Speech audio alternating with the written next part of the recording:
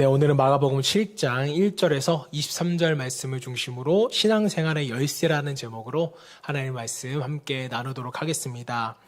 한 리서치 기관에서 청년들에게 이런 질문을 했다고 합니다. 삶은 무엇에 의해 좌우된다고 생각하십니까? 여러분들은 한번 생각해 보세요. 뭐에 의해서 좌우되는 것 같습니까? 이 질문을 했더니 젊은 청년들의 대답은요, 4위가 운명이라고 대답했다고 합니다. 요즘 젊은 청년들이 운명이라고 대답했다니까 좀 의아하죠.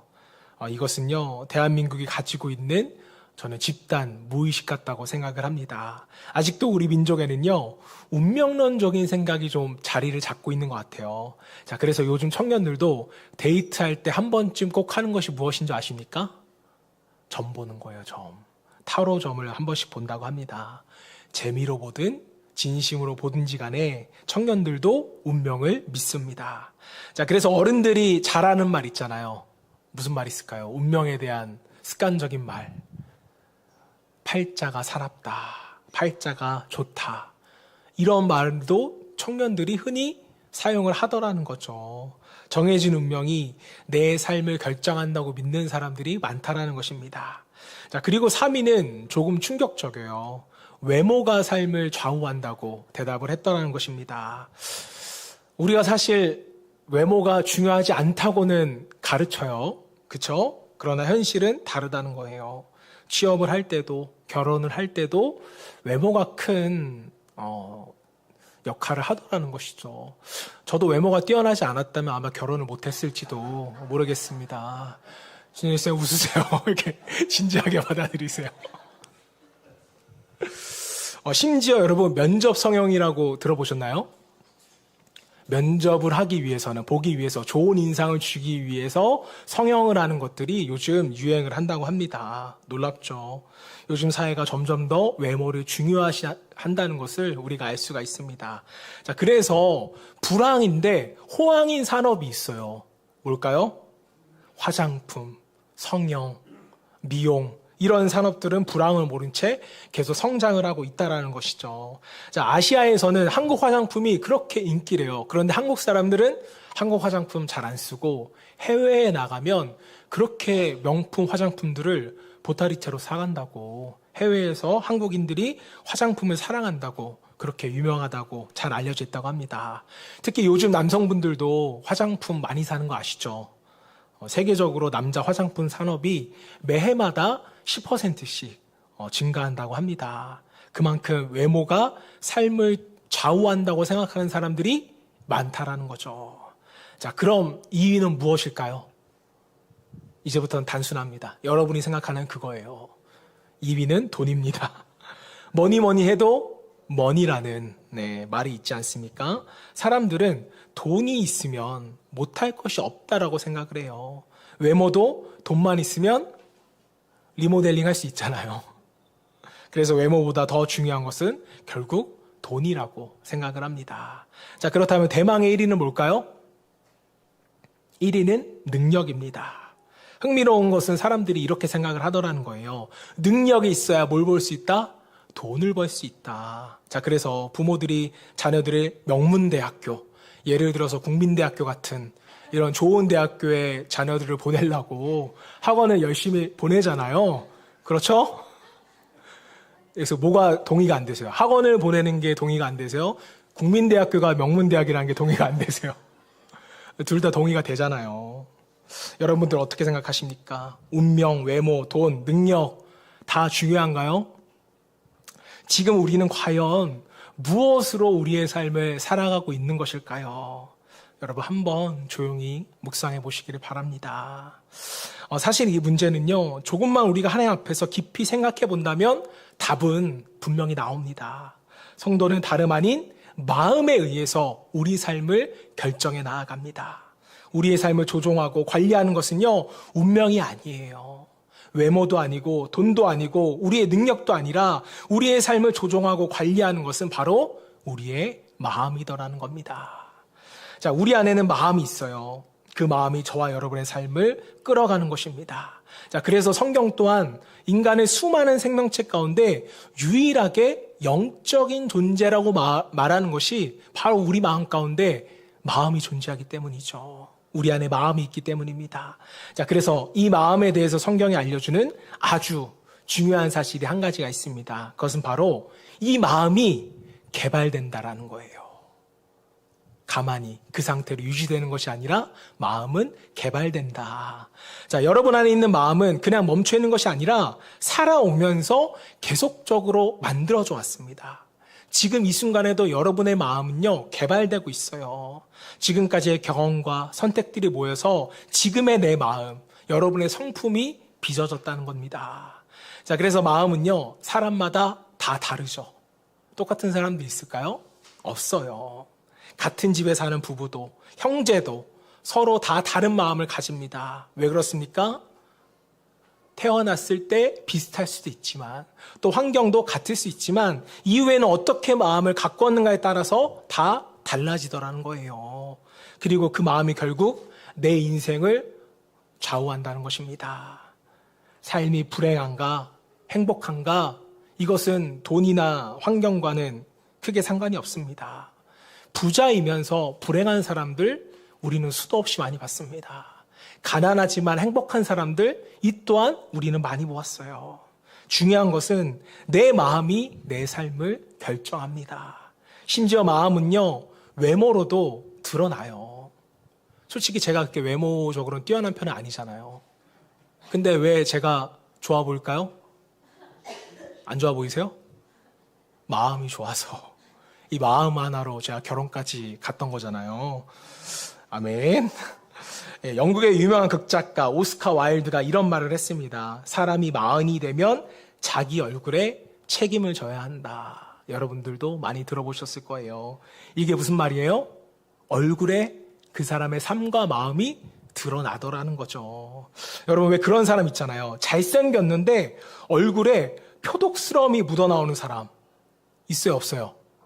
있어요. 이 사람은 처음 봤을 때는 잘생겼는데 할 수 있지만 나중 갈수록 같이 오래 지내기가 힘든 사람이죠. 여자도 마찬가지입니다. 자, 그런데 반대로 마음이 따뜻한 사람은요, 시간이 지날수록 얼굴에서도 은혜가 흘러나오는 거예요. 호감이 생기고 이 사람과 함께 있고 싶고. 자, 결국 우리 인생을 좌우하는 것은 외모가 아니라 돈도 능력도 아닌 마음에 있다라는 거죠. 자, 오늘 본문에서 예수님은 서기관들과 바리새인들의 잘못을 지적하십니다. 어느 날 제자들이 일을 마치고 돌아와서 손을 안 씻고 떡을 먹는 거였어요. 그러자 바리새인들이 이 모습을 보고 곧바로 예수님께 문제를 삼는 것입니다. 예수님, 왜 예수님의 제자들은 장로들의 전통을 지키지 않고 손도 씻지 않은 채 먹을 것을 먹는 것입니까? 여기서 말하는 장로는요, 단순히 나이가 많은 사람, 어른을 의미하는 것이 아니라 이스라엘 백성들이 존경하는 지도자들을 두루 가리켜서 장로라고 말했습니다. 자, 그 장로들이 어떤 전통을 만든 거예요? 바로 음식을 먹기 전에는 반드시 손을 씻어야 한다. 이 전통을 만들었다는 겁니다. 자, 오늘날 우리도 음식을 먹기 전에 손을 씻는 것은 너무나도 당연합니다. 우리가 뭘 경험했어요? 코로나를 경험한 이후부터는 손 씻는 게 너무나도 당연한 시대가 되었습니다. 그런데 당시에는 위생 개념이라는 게 잘 없었어요. 자, 그러니 이 말씀은요, 위생의 차원이 아니었습니다. 자, 그렇다면 왜 굳이 음식을 먹기 전에 손을 씻으라고 했던 것일까? 자, 특히 시장을 다녀온 후에는 반드시 손을 씻어야만 했습니다. 시장에는 병균이 더 많았을까요? 사실 이유는 단순했습니다. 시장에는요, 수많은 이방인들이 있었거든요. 시장을 다니다 보면 그 이방인들과 부딪힐 수밖에 없었습니다. 자, 때문에 손을 씻는 행위를 통해 우리는 이방인들과 다르다. 우리는 하나님께 부르심을 받은 거룩한 백성이다 라는 것을 기억하기 위해서 항상 손을 씻었다는 거예요. 어떻게 보면 어지럽고 혼란스러운 시대 가운데 이방과 또 로마의 황제를 섬겨야만 하는 그런 시대 가운데 신앙을 지키기 위한 아주 좋은 동기에서 출발한 전통이었습니다. 나쁘지 않았던 것 같아요. 자, 그런데 세월이 지나면서 문제가 생겼던 거예요. 처음 의도는 다 사라지고 뭐만 남게 된 거예요? 형식만 남게 된 겁니다. 껍데기만 남게 된 거예요. 손 씻는 전통은 하나님을 기억하기 위한 은혜의 도구, 은혜의 방편이 아니라 다른 사람을 무시하고 자신들을 높이는 그런 껍데기, 형식적인 수단이 되었다는 것입니다. 여러분, 전통은 결코 나쁜 것이 아니죠. 인간은 누구나 전통 속에서 살아갑니다. 우리가 자라온 가정에도 전통이 있고, 나라에도 전통이 있고, 가정에도 전통이 있고, 교회에도 전통이 다 있어요. 하지만 문제는 그 전통이 살아있는 믿음으로 이어질 수 있느냐, 아니면 껍데기만 형식적으로 남느냐, 저는 이게 중요한 문제라고 생각을 합니다. 저는 교회를 개척하고 여러분들에게 강조했던 한 가지가 거룩한 썬데이 크리스찬이었습니다. 한국 교회는 주중 예배가 많아요. 저희 교회도 개척교회였지만 주중 예배를 다 했습니다. 근데 요즘은 안 하는 교회도, 주중에 모이지 않는 교회도 정말 많아요. 하지만 예배를 일주일에 몇 번 드렸느냐, 이것이 중요한 것이 아니라 우리가 일주일에 예배 한 번을 드려도 제대로 예배 드렸다면 하나님이 주시는 그 은혜로 말미암아 한 주를 충분히 살아갈 수 있다라는 것이죠. 저는 이것을 아는 것, 이것을 우리가 실천하는 것이 너무나 중요하다고 믿습니다. 한 번의 예배를 통하여서 한 주를 살아갈 수 있는 힘과 은혜를 얻는 것. 자, 그런데 문제는요, 많은 한국교회 교인들이 그 한 번의 예배는 형식적으로 드리면서 한국교회는 예배가 너무 많아. 수요예배, 금요예배, 이거 다 너무 율법적이야. 이런 전통은 좀 필요 없는 것 같아. 이렇게 생각을 해도 너무 문제고요. 반대로 왜 그 전통을 지켜야 하는지도 모른 채 그냥 나오는 거예요. 주일, 수요일, 금요일, 새벽기도 그냥 앉아만 있다가 간다면 결국 예배의 의미는 퇴색될 수밖에 없고 껍데기만 남게 되는 위험이 또 우리 가운데 있을 수가 있습니다. 자, 왜 그 전통을 지켜야 하는지 이유도 모른 채 전통을 고집하게 되는 거예요. 본문에 나오는 바리새인들이 바로 이것이 문제였다고 지적하는 겁니다. 자, 그래서 예수님은 그들의 기적을, 잘못을 분명하게 지적하셨어요. 우리 8절 9절 말씀 읽어보겠습니다. 시작. 너희가 하나님의 계명은 버리고 사람의 전통을 지키느니라. 또 이르시되,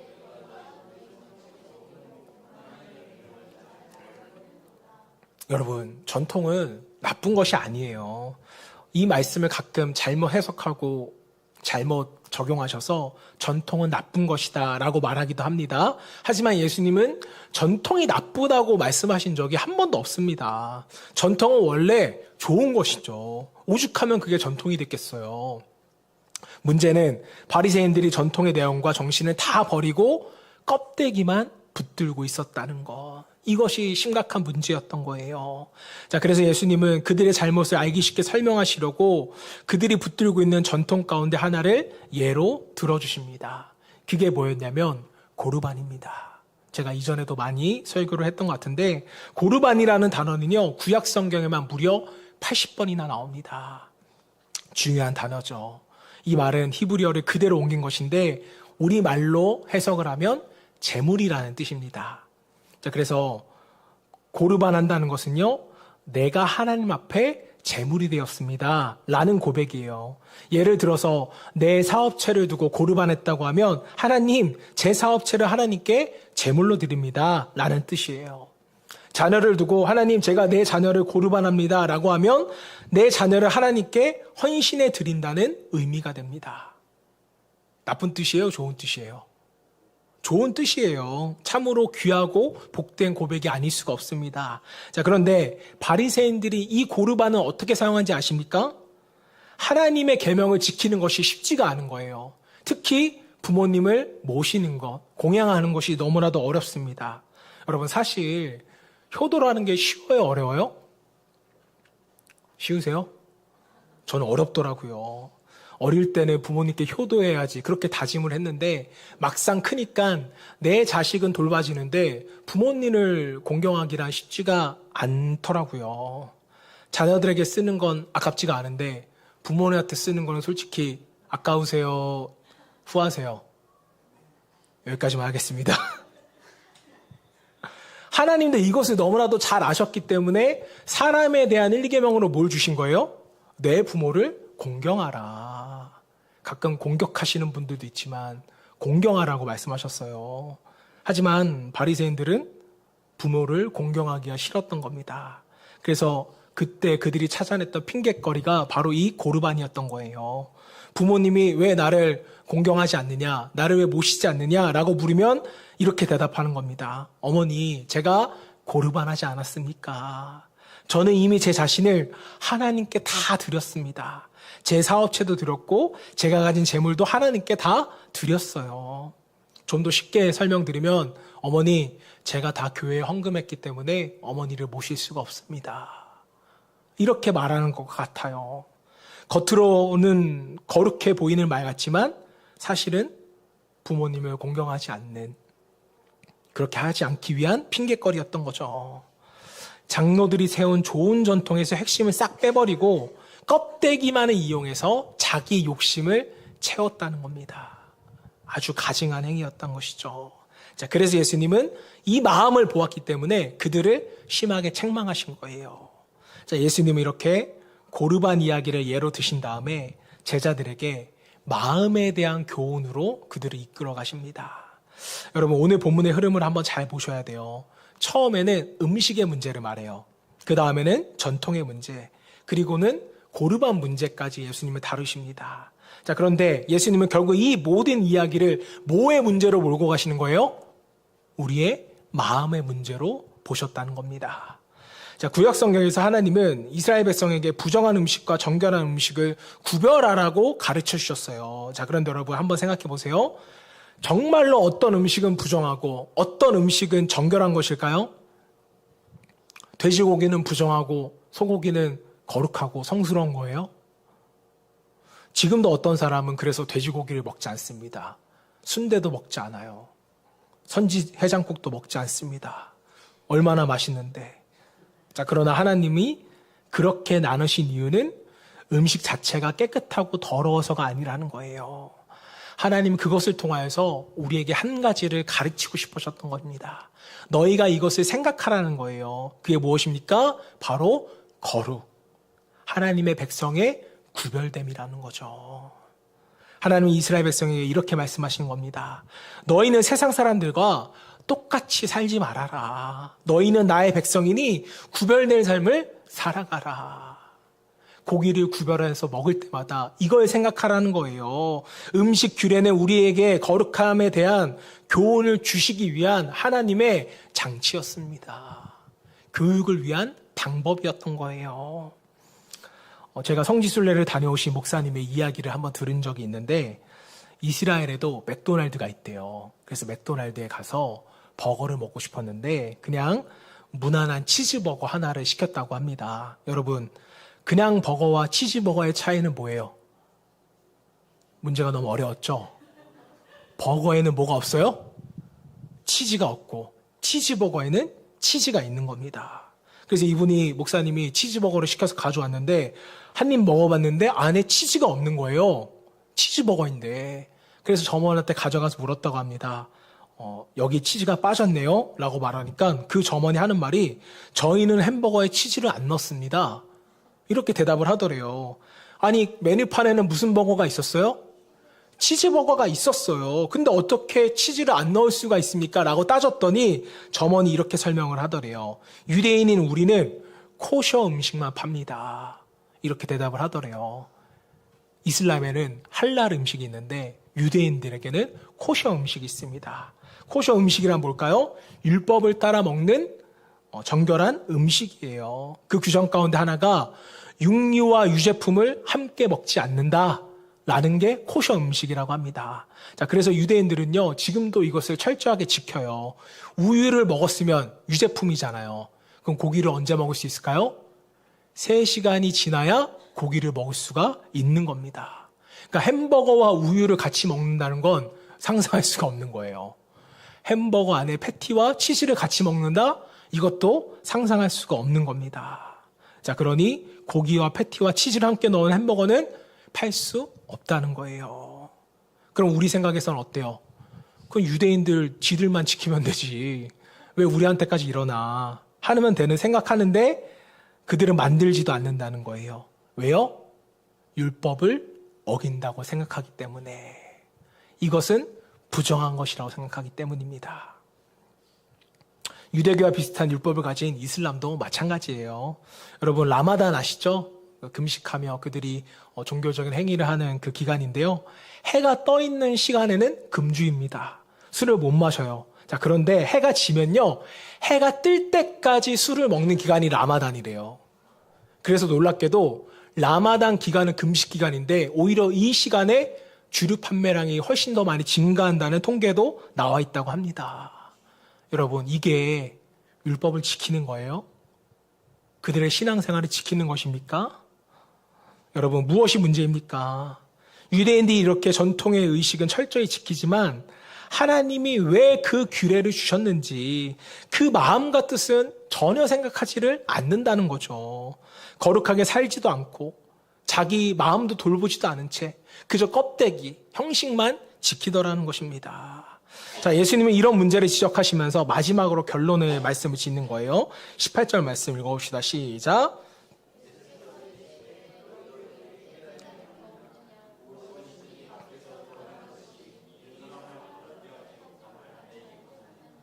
즉, 돼지고기를 먹는다고 해서 우리가 더러워진다는 게 아니죠. 여러분, 삼겹살 못 먹는다고 생각해 보세요. 이 중에 교회 떠나실 분도 있을지도 몰라요. 예수님은 또 이렇게 말씀하십니다. 19절 20절 봉독합니다. 이는 마음으로 들어가지 아니하고 배로 들어가 뒤로 나감이라. 이러므로 모든 음식물은 깨끗하다 하시니라.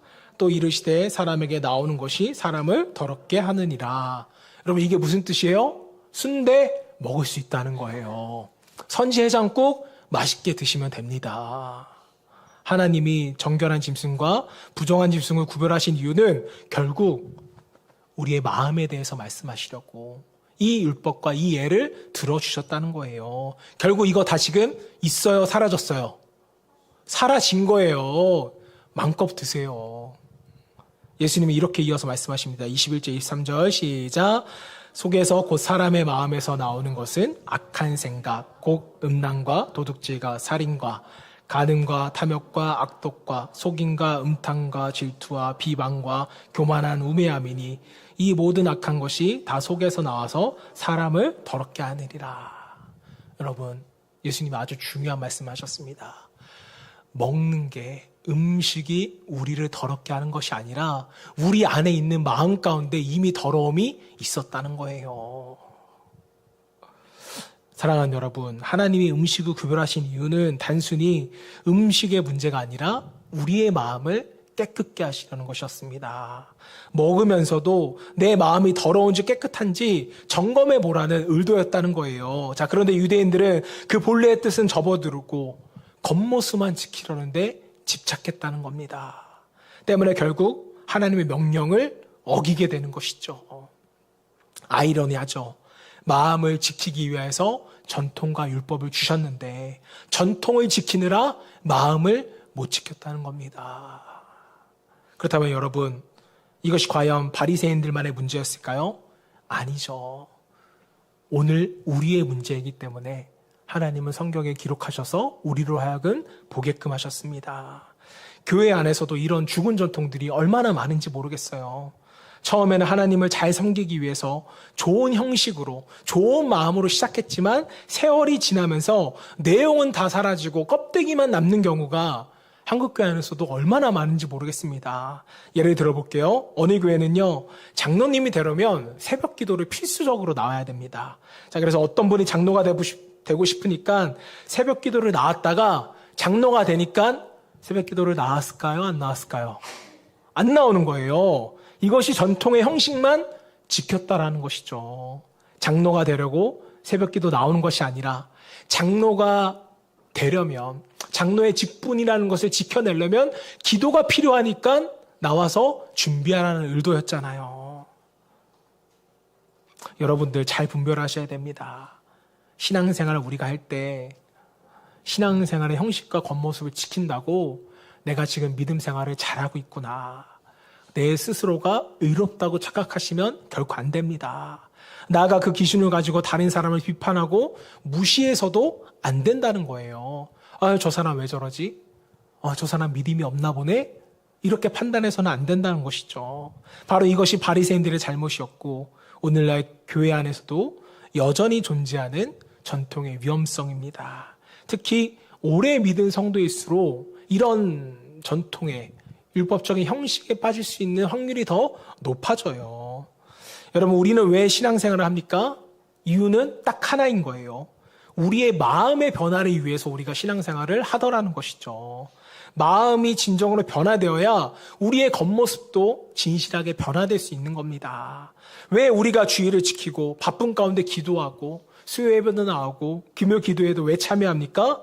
결국 목적은 우리의 마음을 하나님께로 드리기 위해서잖아요. 우리의 악한 마음을 하나님의 성품으로 변화시키기 위해서 우리가 예배 드리는 거 아니겠습니까? 자, 그런데 문제는 시간이 흐르면서 예배가 전통으로 굳어져 버렸다는 문제에 있습니다. 예배가 아니라 형식이 되었다는 거예요. 우리 교회는 아니지만 전통교회에서는 새벽 기도에서 누가 나왔는지 안 나왔는지 체크하시는 분들이 꼭 있어요. 그러면서 한마디 툭 던집니다. 누구누구 장로님 일주일 동안 새벽 기도 안 나오셨네? 믿음이 없으시네? 여러분, 오늘 말씀은 주일 성수가 중요하지 않다? 다른 예배들이 중요하지 않다? 이런 의미가 아닙니다. 문제는요, 마음이라는 거예요. 그 속에서 정말 그 예배 가운데 하나님을 만나 우리의 마음이 변화되고 있는가? 기도와 예배를 통하여서 정말 하나님의 음성을 너희가 듣고 있느냐라는 것입니다. 한번 오늘 말씀을 거울 삼아 여러분의 삶을 되돌아볼 수 있기를 바랍니다. 여러분의 신앙을 위하여서 끊임없이 우리는 질문하셔야 돼요. 지난 세월 동안 여러분들이 수많은 예배를 드렸는데 내 마음은 얼마나 바뀌었는가? 예배를 통해서 나는 정말 하나님을 만나고 있는가? 예전에는 마음이 좁아졌는데 이제는 좀 마음이 넓어졌는가? 누군가를 미워하고 증오하던 마음이 이제는 좀 사랑의 마음으로 바뀌었는가? 늘 부정적인 생각만 하던 사람이 하나님을 만나고 나서 이제는 좀 긍정적으로 바뀌었는가? 고난 속에서도 기쁨을 누리고 있는가? 이런 질문을 우리는 끊임없이 하며 우리의 마음을 점검해 보셔야 됩니다. 이 질문에 정말 우리가 예라고 대답할 수만 있다면 여러분들은 지금 진짜로 예배를 잘 드리고 계시는 거예요. 여러분의 마음을 하나님의 마음으로 바꿔가고 있는 것입니다. 결국 무엇이 우리의 삶을 좌지우지합니까? 바로 마음인 것입니다. 환경이 중요한 것 같지만 사실은 환경보다 그 환경에 반응하는 내 마음이 더 중요하다라는 거예요. 불행이 나를 불행하게 만드는 것이 아니라 불행한 마음이 나를 불행하게 만드는 겁니다. 자, 그래서 성경은 계속해서 마음에 대해서 말해요. 잠언 25장 28절 말씀 함께 읽어봅시다. 시작.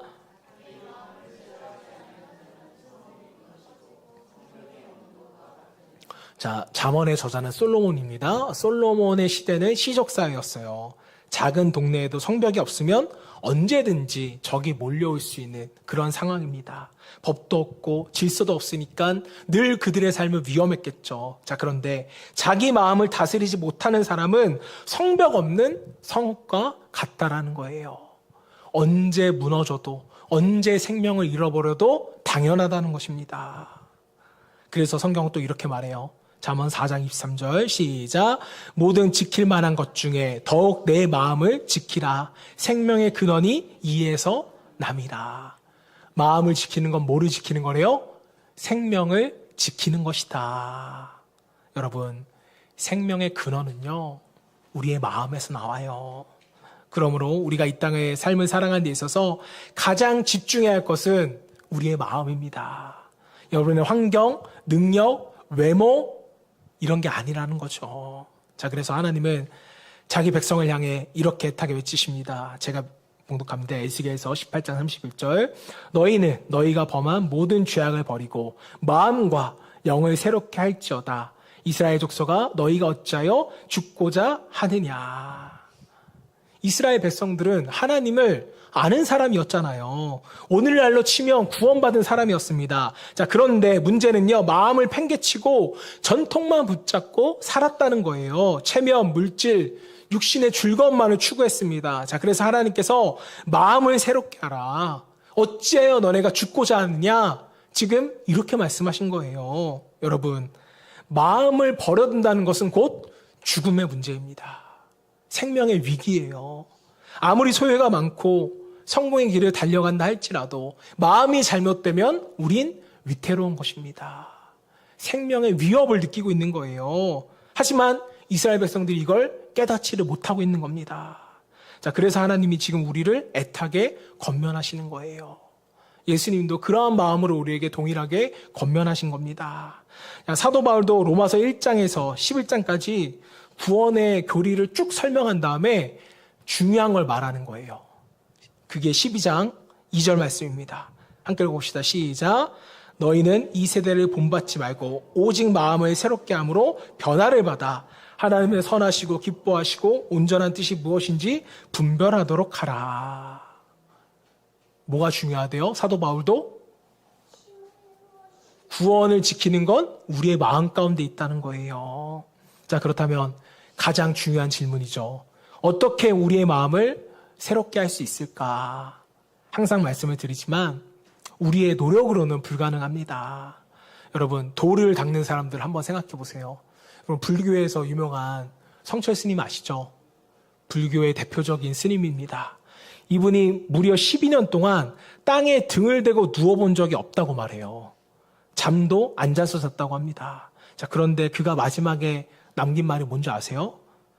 나는 12년 동안 기도하고 돌을 닦았지만 내 마음속에 있는 예수님이 말씀하신 이 더러운 것들을 한 오라기도 없애지 못했다. 내 미래는 어둡다. 이렇게 말씀하셨다고 해요. 여러분, 이게 무슨 뜻입니까? 우리의 힘으로는 아무리 성철이고 소크라테스고 석가모니건 간에 우리의 마음은 우리가 지킬 수 없다. 바꿀 수 없다라는 거예요. 그래서 하나님께서는 우리에게 해결책을 주셨습니다. 그게 무엇입니까? 하나님의 아들이신 예수 그리스도가 이 땅에 오셔서 우리 대신 죽으신 것이 바로 이거예요. 그리고 예수님이 해결책을 우리에게 주셨죠. 갈라디아 4장 6절 말씀. 너희가 아들이므로 하나님이 그 아들의 영을 우리 마음 가운데 보내사. 우리 마음 가운데 뭘 보내주셨대요? 아들의 영을. 다시 말하면 성령을 우리 마음 가운데 보내주셔서 우리의 마음을 지키고 변화시킬 수 있도록 도우셨다는 것입니다. 하나님의 성령이 우리 안에 거하신대요. 그래서 예수를 믿으면요, 고민이 생깁니다. 왜 그럴까요? 성령이 오심으로 우리의 마음이 두 마음이 되기 때문이에요. 예수를 믿기 전에는 마음이 하나라서 그냥 죄를 지어도 괜찮다고 생각했습니다. 그런데 예수 믿고 성령이 내 안에 들어오시니까 이제 두 마음이 충돌하는 겁니다. 사도 바울도 내 마음에 두 마음이 있다고 말했잖아요. 이제는 우리가 우리의 마음을 성령님께 내어드리는, 하나로 합칠 수 있는 훈련이 우리 가운데 필요한 것입니다. 사랑하는 여러분, 우리의 마음은요, 내 안에 계신 성령님께 순종할 때 변화됩니다. 내 의지로는 할 수 없어요. 저 사람 나랑 좀 안 맞네. 믿고 용서할 수가 없어요. 하지만 성령이 우리 마음에 역사하시고 우리가 순종할 때 나도 모르게 저 사람을 용서할 수 있게 되고 어려워도 우리가 할렐루야를 외치며 찬송할 수 있게 되는 겁니다. 자, 그래서 히브리서 기자는 우리에게 이렇게 권면합니다. 마지막으로 읽어볼게요. 히브리서 10장 20절 22절 시작.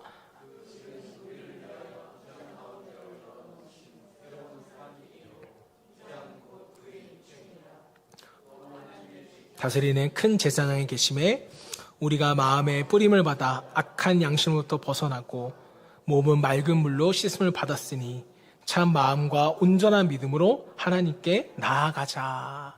예수님께서 십자가에 달려 죽으신 이유가 뭐래요?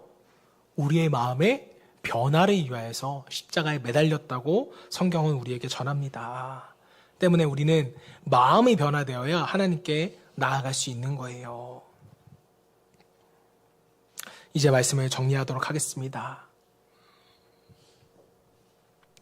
내 마음은 누가 가꾸는 것입니까? 환경이 아닙니다. 바로 내가 어떻게 나의 마음을 주님께 드리느냐. 여기에 달려 있어요. 우리가 왜 교회 생활을 합니까? 신앙생활의 열쇠는 어디 있어요? 마음에 있어요. 우리의 마음을 바꾸는 것입니다.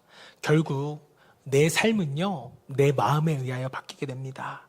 그러므로 성령의 능력으로 여러분의 마음을 잘 가꿀 수 있기를 바랍니다.